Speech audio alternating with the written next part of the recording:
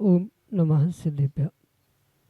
नमो नमः तुहितंकराय वीराय भव्याम्बुजभास्कराय अनंतलोकाय सुरार्चिताय देवादिदेवाय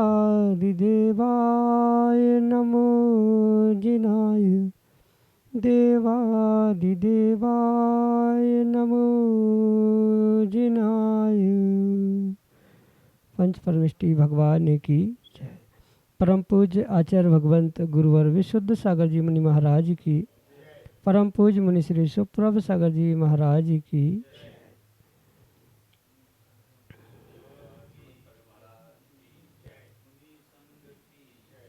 पैर में चुभा एक छोटा सा कांटा जैसे पूरे शरीर को कष्ट देता है, ऐसे ही मन में उठा हुआ विकल्प आत्मा को अनंत भवों तक भटकाता है। लेकिन जब वह पैर का कांटा निकलता है तो व्यक्ति को एक सुख और शांति की अनुभूति होती है। ठीक उसी प्रकार जब मन का विकल्प समीचीनता को प्राप्त होता है और उस समीचीन विकल्प का सम्यक रूप से समाधान किसी निर्ग्रंथ गुरु से प्राप्त हो जाता है, तो वही सम्यक समाधान हमारी आत्मा को अनंत सुख तक पहुँचाने का साधन भी बन सकता है। आवश्यकता अपने विकल्प को समीचीनता प्रदान करते हुए गुरु के सम्मुख पहुँचाने की है, और जो अपना विकल्प लेकर के गुरु के चरणों तक पहुँचता है, निश्चित ही वह इस भाव में सुख और शांति की अनुभूति तो करता ही करता है। ऐसे आत्मकल्याण की वह अनूठी विधा समीचीन विकल्पों का सम्यक समाधान, जो कि हम सभी प्रतिदिन आगम के परिप्रेक्ष्य में परम पूज्य आचार्य भगवंत गुरुवर विशुद्ध सागर जी महाराज के मंगल सुभाषित से, उन्हीं के सुयोग से परम पूज्य मुनि श्री सुप्रभ सागर जी महाराज के मुखारबिंदु से प्राप्त करते हैं, और वही सम्यक समाधान हमारे आत्मा के कल्याण का पथ प्रशस्त करने वाला होता है। ऐसे आत्मकल्याण की अनूठी विधा तो देर किस बात की, आप भी जुड़िए और अपना समीचीन विकल्प यहाँ तक पहुँचाने का पुरुषार्थ कीजिए, जिससे कि उस विकल्प का सम्यक रूप से समाधान हमें प्राप्त हो और हमारा भी कल्याण का पथ प्रशस्त हो। प्रारंभ करते हैं आज का सम्यक समाधान। और आज के पहले विकल्प के लिए केसली मध्य प्रदेश से सचिन जैन महाराज श्री के श्री चरणों में कोटि कोटि नमोस्तु निवेदित करते हुए अपना समीचीन प्रश्न रख रहे हैं कि महाराज जी, पहले मंदिरों में सभी सामग्री लकड़ी की होती थी, परंतु आजकल वर्तमान के परिप्रेक्ष्य में प्रचलन बदल गया है और सभी सामग्री स्टील की हो गई है। तो इससे मंदिर में और मंदिर के भक्तों पर क्या प्रभाव पड़ता है, क्योंकि वर्तमान में पुनः पुनः कई निर्ग्रंथ भगवंत हमें उस लकड़ी के सामग्री का ही प्रेरणा देते हैं। हमारे समीचीन विकल्प का सम्यक समाधान करने की अनुकंपा करें। नमोस्तु महाराज जी, नमोस्तु। ओम नमः सिद्धम। परम पूज्य आचार्य भगवान गुरुवर विशुद्ध सागर जी महाराज की।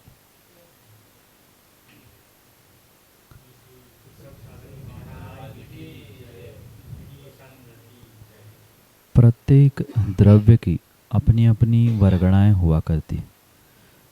द्रव्य सामग्री कैसी है, वस्तु कैसी है, उसका प्रयोग कहाँ, कैसे, किस प्रकार से होता है, वह सामग्री किससे बनी है, उसमें प्रयोग में आने वाले जो भी फैक्टर्स या घटक है, उनका जीव के साथ और मात्र जीव ही के साथ नहीं, अपितु वहाँ के द्रव्य, क्षेत्र, काल और भाव, इन सब पर बिल्कुल बराबर प्रभाव पड़ता है। किसका कैसा प्रभाव है वह उस सामग्री पर अवलंबित हुआ करता है, और उसका प्रयोग कहाँ कैसे किस लिए किया है उसका भी प्रभाव रहता है। जैसे मंदिरों में जो सामग्री का प्रयोग किया जाता है, अगर हम आगम के परिप्रेक्ष्य में देखें तो आचार्य भगवंतों ने पूर्ण रूप से लोहा जैसी जो सामग्री है, धातु है, जो कि अशुद्ध मानी जाती है, उसका प्रयोग पूर्ण रूप से वर्जित ही कहा गया है। और शायद आपने देखा होगा तो मंदिर में मतलब पूर्व काल में जब भी घंटा आदि बनती थी वह भी अष्ट धातु से बनती थी, पंच धातु से बनती थी। सबका एक नियोजन हमारे आगम ग्रंथों में आचार्यों ने प्रदान किया है। बड़ी बड़ी धातु की प्रतिमाएं भी बनती है, तो धातु की प्रतिमाओं में भी किसी भी प्रकार से लोहा या स्टील का प्रयोग नहीं होता। स्टील चूँकि लोहे का ही एक सुधारित मात्र दिखने के लिए सुंदर ऐसा वर्जन है या प्रकार है, तो नियम से जो कुधातु होती है उसका वैसा ही प्रभाव जीवों के भावों पर और उनके व्यक्तिगत कार्यों पर अवश्य ही पड़ता है। ये परम सत्य है, मात्र मंदिर में ही नहीं अपितु जहाँ इन सामग्रियों का अधिकांश प्रयोग होता है जीव के भाव भी वैसे ही होते। पूर्व काल में जब मंदिर भी बनते थे तो उनके जो लेंटर बनना या उसके बेसमेंट भी बनते थे तो उस समय पर भी किसी भी प्रकार से लोहे का प्रयोग ही नहीं किया जाता था। खिड़की, दरवाजे, टेबल, कुर्सी आदि किसी भी सामग्री में इस स्टील का, लोहे का प्रयोग ही नहीं किया जाता। ठीक है, वर्तमान में सुविधा और सुंदर दिखने आदि के निमित्त से इस चमकते हुए लोहे का प्रयोग लोगों ने प्रारंभ कर लिया है, पर आगम के परिप्रेक्ष्य में ये उचित नहीं है। अधिक से अधिक अगर धातु ही प्रयोग करना है तो शुद्ध धातु जो कहे जाते हैं ऐसे उन धातुओं का ही प्रयोग करना चाहिए। आज तो भगवान का अभिषेक भी उस स्टील के थाली में, स्टील के कलशों आदि के माध्यम से होता है। माना कि सोने चांदी जैसे उत्कृष्ट धातु का प्रयोग करने की शक्ति नहीं है तो कम से कम जो पीतल, तामा आदि शुद्ध धातु कही जाती है, ऐसे धातु के प्रयोग के माध्यम से मंदिर आदि की सामग्री बनाई जाए या उनका प्रयोग किया जाए तो जो मंदिर के निमित्त से एक समाज के लिए और वहाँ आने वाले लोगों के लिए जो पॉजिटिविटी, पॉजिटिव एनर्जी, पॉजिटिव ऊर्जा मिलती है वह पुनः मिलना प्राप्त हो जाए। क्योंकि वह धातु जैसे इलेक्ट्रिक के विषय भाषा में कहा जाता है कंडक्टर नॉट कंडक्टर, तो अगर धातु का प्रयोग करने के अलावा अगर लकड़ी का प्रयोग किया जा रहा है तो वह सर्वश्रेष्ठ ही माना जाता है। कई स्थानों पर पूर्व काल में भी लकड़ी के मंदिर ही बनवाए हैं, पूरे नीचे से लेकर ऊपर तक लकड़ी का प्रयोग होता है। भले ही थोड़ा सा पत्थर का प्रयोग है पर किसी प्रकार से मंदिरों में भी लोहे का प्रयोग नहीं होता था। कई सारे ऐसे महाराष्ट्र में अभी स्थान हैं जहाँ पर पूर्ण रूप से लकड़ी से ही मंदिर बने हुए हैं। तो जितना अधिक इन सामग्रियों का जीव प्रयोग करेगा उतना उतना जीव के साथ वैसा वैसा पॉजिटिव या नेगेटिव प्रभाव जीवन में अवश्य ही पड़ेगा। ये सर्वोत्कृष्ट बात हुआ करती है जब ऐसी सामग्री का प्रयोग, और वो भी लकड़ी में भी अगर कौन से लकड़ी का पाटा बना है तो उसका उस पे बैठने वाले पर भी प्रभाव देखने में आता है। क्योंकि उस लकड़ी के निमित्त से, क्योंकि लकड़ी एक किसी एकेंद्रीय जीव का ही शरीर समझा जाना चाहिए और उसका प्रयोग करने से जीव के स्वास्थ्य पर, उसके विचारों पर अवश्य ही प्रभाव पड़ता है। तो मंदिर के निमित्त से तो सर्वोत्कृष्ट लकड़ी और सर्वोत्कृष्ट धातुओं का ही प्रयोग करने की आवश्यकता है। थोड़े से पैसे बचाने के चक्कर में या अन्य निमित्तों से जो कॉम्प्रोमाइज़ करते हुए वर्तमान में जल्दी बनाने के चक्कर में लोहे का प्रयोग, लोहे की सामग्री का प्रयोग या स्टील कह दो, तो वह किसी प्रकार से उचित नहीं है। उसके निमित्त से ही वर्तमान में जो धर्म के प्रति और धर्म स्थानों के प्रति, मंदिरों के प्रति जो युवाओं का और समाज का रुझान कम होते हुए देखने में आ रहा है, उसके पीछे बहुत सारा कारण यही है। ऐसे सामग्रियों के प्रयोग के निमित्त से ही ये विपरीतता देखने में आ रही है, इसलिए इनसे बचने का ही आपको प्रयास करना होगा। यही आपके लिए सम्यक समाधान। श्रीमती संगीता जैन, पचमढ़ी, मध्य प्रदेश से महाराज जी के चरणों में बारंबार नमोस्तु निवेदित करते हुए अपना समीचीन प्रश्न रख रहे हैं कि महाराज जी, पूजा करते समय हमारे परिणाम उथल पुथल होते हैं, उसके लिए हमें क्या करना चाहिए? हमारे समीचीन विकल्प का सम्यक समाधान करने की अनुकंपा करें। नमोस्तु महाराज जी, नमोस्तु।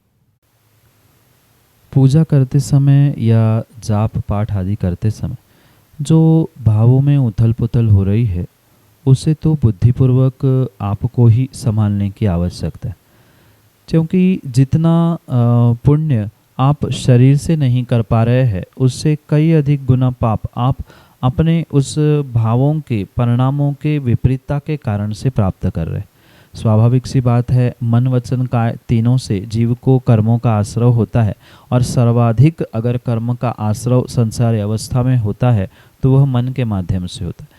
तो जितना अच्छा अभिप्राय या जितने विशुद्ध भाव आपके होंगे, उतना उतना ही विशेष फल आपको पूजा का मिलेगा, ये परम सत्य। क्योंकि अक्सर यही होता है, जीव 10, 12, 20, 25, 50 पूजा करने का प्रयास करता है, विधान आदि भी करने का प्रयास करता है, पर एक पूजा में भी मन लगाकर शांति से या किसी प्रकार के संकल्प विकल्पों को ना लेते हुए करे, ये बहुत कठिन बात हुआ करती। इसलिए भले ही एक पूजा हो, बहुत 2-4 घंटे का समय भी नहीं हो, तो भी अगर थोड़ी सी छोटी सी पूजा भी विवेक पूर्वक अगर भावों की विशुद्धि के साथ की है, तो वह नियम से कर्मों के निर्जरा करने के लिए निमित्त बनेगी, और वही संकल्प विकल्प में बने हुए आप पूजा कर रहे हैं तो उसका आपको किसी प्रकार से पुण्य मिलने वाला नहीं है। ये जब तक आप निर्णय स्वयं से नहीं करेंगे, तब तक आपके मन की उथल पुथल कम नहीं हो सकती। क्योंकि अक्सर ये देखने में आता है, पूजा करते समय व्यक्ति की दृष्टि कभी पड़ोसी पे जाती है, आने जाने वाले लोगों पर रहती है, कभी नाना प्रकार के भाव वहाँ उत्पन्न होते हैं। क्योंकि बाहर के समय यानी अन्य स्थानों पर जीव कुछ न कुछ क्रियाओं में उलझा रहता है, उसके मन में वहाँ के वैसे विकल्प रहते। पर यहाँ पूजा में जब बैठता है, जाप आदि करने बैठता है, तो लगभग शरीर से तो वह शांत हो ही जाता है। तो उस समय पर नाना प्रकार के विचार आना, इधर उधर के संकल्प विकल्प आना, ये स्वाभाविक रूप से देखने में आता है। पर बुद्धिपूर्वक अगर आप सोचे और निर्णय करें कि हमें ऐसा नहीं करना, और करने से मुझे ही कर्मों का आश्रय हो रहा है, पाप लग रहा है, तो कुछ अंशों में ये आपका संकल्प विकल्प को प्राप्त करना या उथल पुथल होना अवश्य ही बंद हो सकता है या कम हो सकता है। एक कार्य ये भी आप कर सकते हैं कि जिस स्थान पर बैठे बैठे आप पूजा करते हैं, क्योंकि सबका अपना अपना एक स्थान, वेदी, पाटा, चौकी सब निर्धारित होता है, तो उसी पर वहीं पर बैठकर ही जीव पूजा करता है।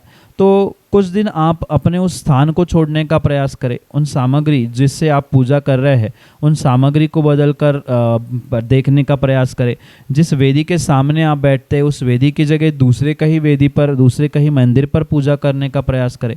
हो सकता है ऐसे निमित्त नैमित्तिक संबंधों के कारण से ये एक दूसरे पर प्रभाव डालते हुए कुछ आपके भावों में अशुद्धि आती हो, तो इनका बदलाव करते हुए आप अपने भावों की विशुद्धि को प्राप्त करने का प्रयास करें। यही आपके लिए सम्यक समाधान। सुनील जी पेंडारी, नागपुर महाराष्ट्र से, अगले समीचीन विकल्प के लिए। नमोस्तु महाराज जी, नमोस्तु नमोस्तु। मैं सुनील पेंडारी, नागपुर से।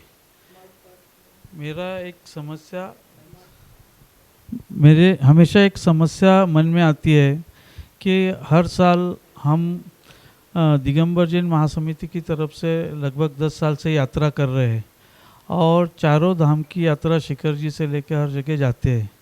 हमारे साथ लगभग 180-200 लोग रहते हैं। तो दिगंबर जैन धर्मशाला में जगह कम रहती है, तो विकल्प से हमारे को श्वेतांबर, मुमुक्षु या हिंदू धर्मशाला में भी रुकना पड़ता है। लेकिन हम वहाँ पे ना दर्शन करते हैं, ना उनके कुछ नियम, या कहीं जाते भी नहीं, सिर्फ रहते, भोजन भी लेते वहाँ का श्वेतांबर समाज का, और वापस हम हमारे मंदिर आके पूजा वगैरह करते हैं। तो मन में ये विकल्प रहता है कि हम हमेशा जाते तो है वहाँ पे, लेकिन कुछ अपन वितरागी के सिवा किसको पूछते नहीं, हाथ नहीं जोड़ते।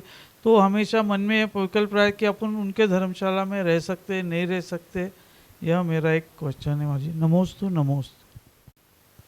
धर्मशाला में रुकना, वहाँ भोजन आदि करना, ये एक सामान्य रूप से व्यवहारिकता और साथ में कुछ विवेक से ही निर्णय करने योग्य कार्य हुआ करते। क्योंकि जैसे माना कि धर्मशाला नहीं है और आप किसी होटल में विश्राम कर रहे हो, तो क्या होटल में या कहीं आप पहले थोड़ी पूछते हैं कि ये किसका होटल है, आप क्या कर रहे हो। ये जैसे एक सामान्य व्यवहारिकता से हमारा कार्य है, तो हमें इसका विकल्प करने की आवश्यकता नहीं। अगर वहाँ जाने के उपरांत हमारा किसी भी प्रकार से कृतकारित अनुमोदना से वहाँ प्रणाम करने के, उनके विनय करने के या उनकी प्रशंसा आदि करने के भाव उत्पन्न हो रहे हैं, तो वहाँ पर आपको मिथ्यात्व का अवश्य ही दोष लगेगा। पर जैसे किसी के भी घर में आप पहुँचे, कहीं होटल में भी आपने विश्राम किया, तो हमने अपना काम किया और हम अपने काम के लिए निकल चले। वहाँ किसी भी प्रकार से हम उन स्थानों की, उन आयतनों की जो उनके परिप्रेक्ष्य में है, उनकी अनुमोदना ना करें, उनकी प्रशंसा ना करें। हमारा अपना काम कर लिया, क्योंकि भोजन भी करेंगे तो फ्री में तो शायद होता ही नहीं है, वहाँ भी हमने पैसे दे के किए हैं, तो हमने अपने कार्य के लिए पैसे दिए हैं। धर्मशाला के भी विरली ही कोई धर्मशाला ऐसी होती होगी कि जहाँ बिना पैसे लिए कार्य होता होगा, पर मुझे ये भी विश्वास है कि आप जैसे धर्मात्मा फ्री में वहाँ भी नहीं रहते होंगे, कुछ ना कुछ दान या कुछ ना कुछ रसीद आवाज ही वहाँ पर कटवाते। तो हमने अपना कार्य कर लिया, हमने अपने पैसे दे दिए, हमने अपना एक व्यापार के जैसा है कार्य कर लिया। जैसे दुकान में भी कोई आपके पहुंचता है, आपके व्यापार में भी कोई आता है, तो आप ये पूछ के थोड़ी देते हो कि भाई तुम कौन से संप्रदाय के हो, कौन से जाति के हो।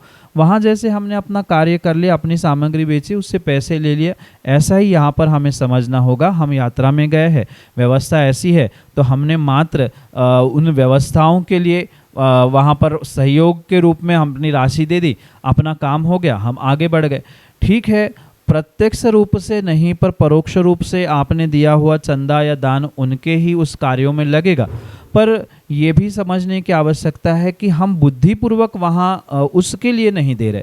हमने अपना कार्य किया और उसके लिए हमने उनके लिए जो पैसे दिए या जो भी कार्य किए हैं, तो उसका कुछ अंशों में आपको फल तो मिलेगा, पर जैसा वहाँ जाकर आपने किसी प्रकार से अनुमोदना की, उनकी प्रशंसा की या अन्य कार्य किया, तो उसका जितना बहुत बड़ा दोष लगने वाला है वैसा दोष वहाँ नहीं लगेगा। पर आप 100% निर्दोष भी हो, ये भी खुश होने की आवश्यकता नहीं है। ठीक है, जो मन में इस विषय में लेकर संकल्प विकल्प उत्पन्न हो रहे हैं, तो उसके लिए आप कभी निर्ग्रंथ गुरुओं के पास, आचार्य भगवंतों के पास पहुंचकर उसका प्रायश्चित ले ले, तो हो सकता है लगे हुए किंचित क्वचित दोषों से भी आप बचते हुए पापों से बचने का प्रयास कर सकते हैं। यही आपके लिए सम्यक समाधान। विजय कुमार गोधा, नागपुर, महाराष्ट्र से अगले समीचीन विकल्प के साथ।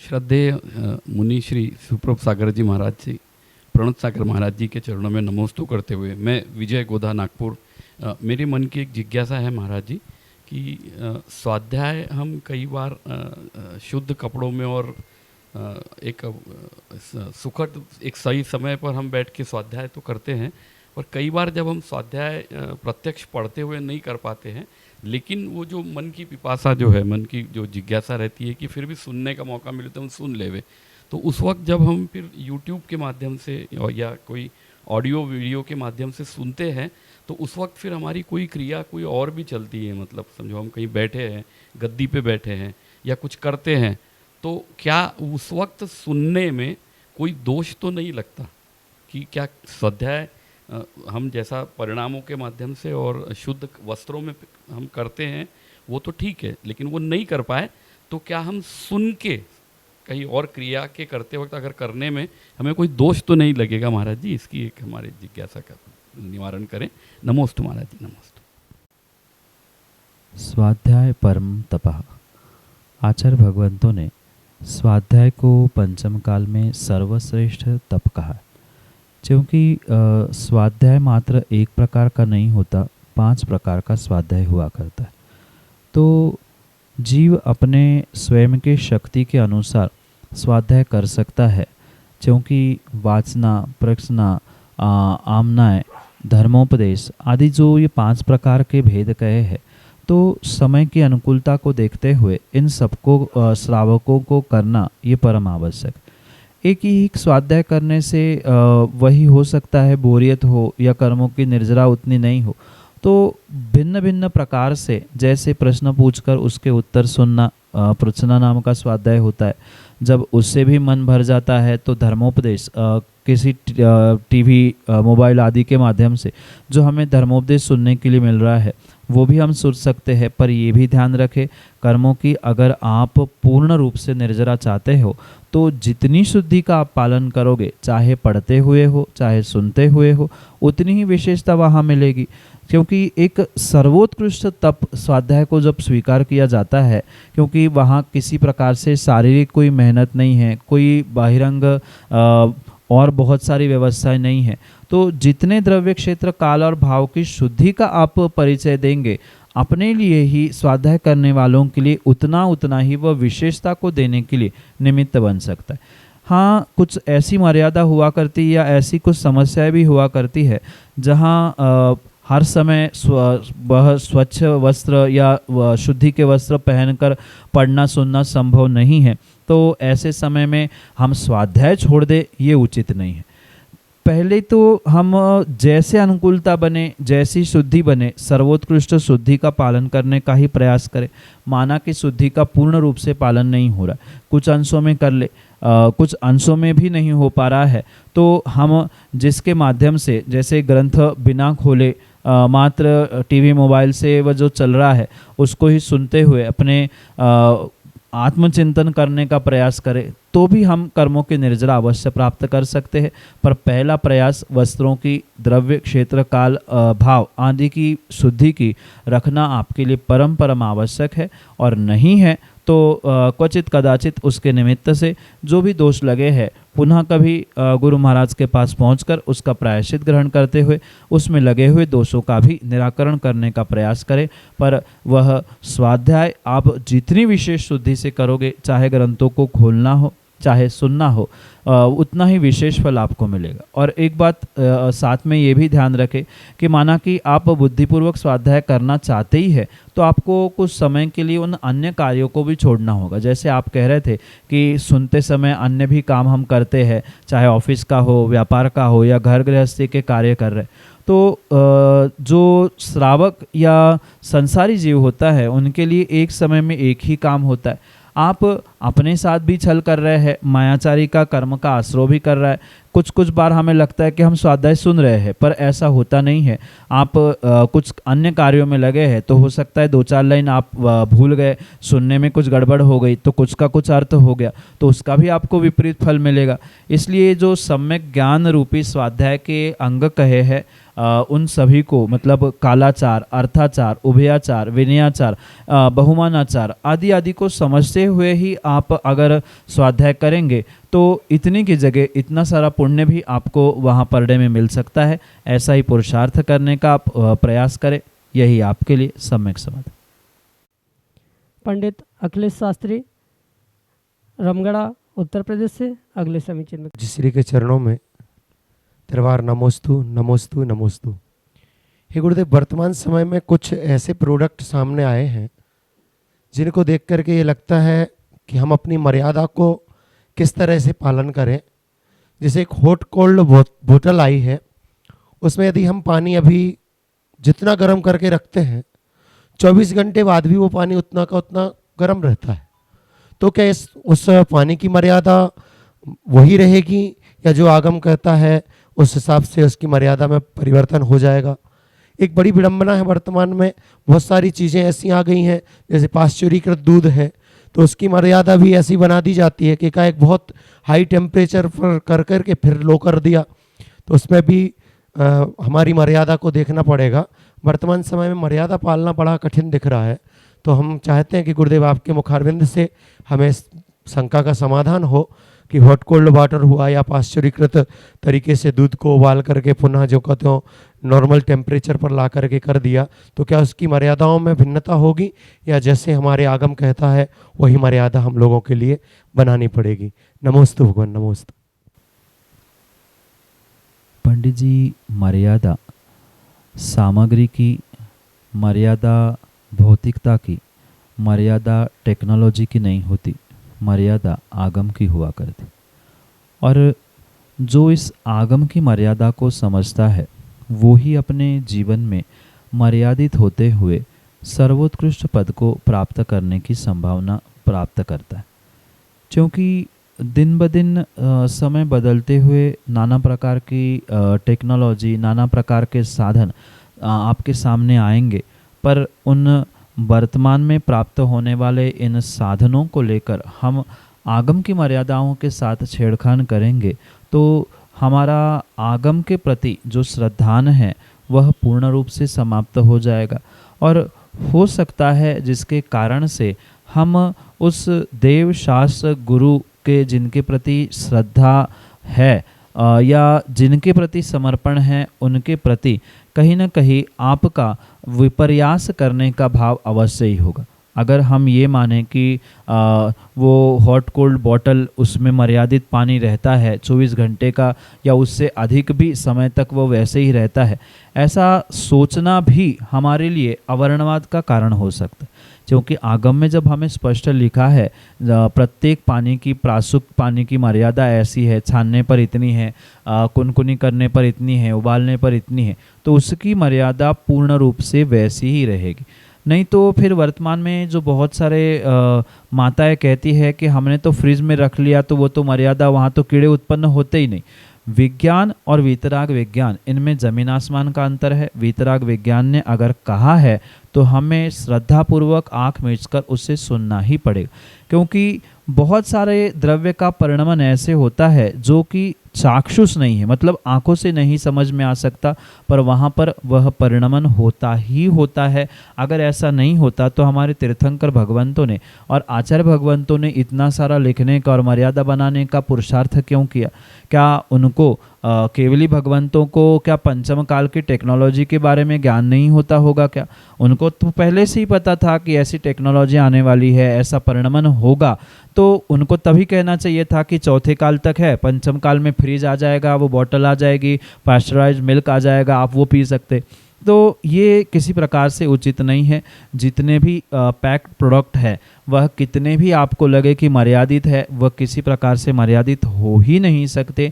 जो आगम की मर्यादा है वही मर्यादा परम श्रेष्ठ है, चाहे वह आटे की हो, चाहे पानी की हो, चाहे दूध की हो, किसी भी सामग्री की हो, मर्यादा आगम के अलावा किसी अन्य की हो ही नहीं सकती। और जो उसको ही मानते हुए साधनों का, सामग्री का प्रयोग करता है, वो ही नियम से अपने आत्म कल्याण का पुरुषार्थ कर सकता है, अन्य कोई भी नहीं कर सकता। इसलिए आत्मवंचना से बचने के लिए जीव को उस तत्वों के प्रति या ये जो मर्यादा का प्रतिपादन किया है उनके प्रति श्रद्धान का परिपालन करते हुए कम से कम हमें ये विश्वास तो करना ही होगा।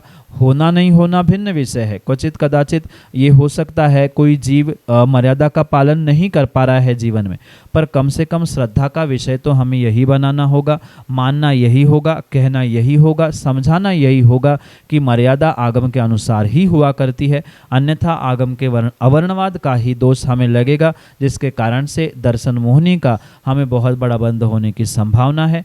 ये स्वीकार करें कि हम नहीं कर पा रहे हैं, यह हमारी कमजोरी है, पर किसी प्रकार से इन साधनों से वह आगम में बताई हुई सामग्री की मर्यादा समाप्त नहीं होगी, उसमें बदलाव नहीं होगा। यही आपके लिए सम्यक समाधान। सतीश बाबू पेंडारी, नागपुर, महाराष्ट्र से अगले समीचीन विकल्प के लिए हमारे सामने। मैं नागपुर, महाराष्ट्र से वैजेश पेंडारी, आपसे आजकल के बच्चे कोई भी नियम लेने से बहुत डरते हैं, तो उनके लिए आपके तरफ से क्या मार्गदर्शन रहेगा? आजकल के बच्चों को नियम लेने से इसलिए डर लगता है कि आजकल के माता पिताओं को भी नियम लेने में डर लगता।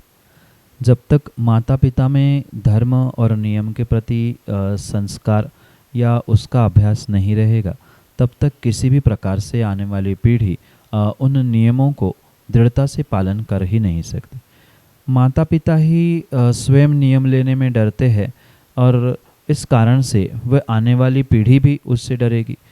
मैं कुछ अंशों में आपके बातों से पूर्ण रूप से इसलिए सहमत नहीं हूँ कि कई सारे बालक, कई सारे युवा हमारे पास नियम लेने के लिए आते हैं और जैसे ही वह उनके माता पिता सुनते हैं कि वो महाराज के पास जाके नियम लेके आ रहा है, दूसरे दिन आते हैं, महाराज ये नियम वापस कर लो, ये नहीं कर पाएगा, या कभी वहीं पे है तो पीछे से उनके कपड़े खींचते हैं, तुम्हें बाहर पढ़ने जाना है, तू कैसे करेगा।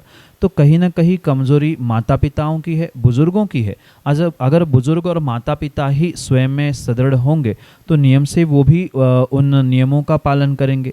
एक सीता ने जब त्रियंश के नियम के पालन करने के लिए संकल्पबद्ध करते हुए मुनि महाराज को आश्वासित किया था, तो आज वर्तमान में माता पिता अगर दृढ़ता से स्वयं भी पालन करे तो वो आने वाली पीढ़ी भी पालन उसका अवश्य करेगी। क्योंकि बच्चे मात्र कहने से सीखते नहीं हैं, सिखाने से नहीं सीखते, अपितु दिखाने से सीखते। आप जितना अच्छा दिखाओगे उतना अच्छा ही वो कार्य करेंगे। यही आपके लिए सम्यक समाधान।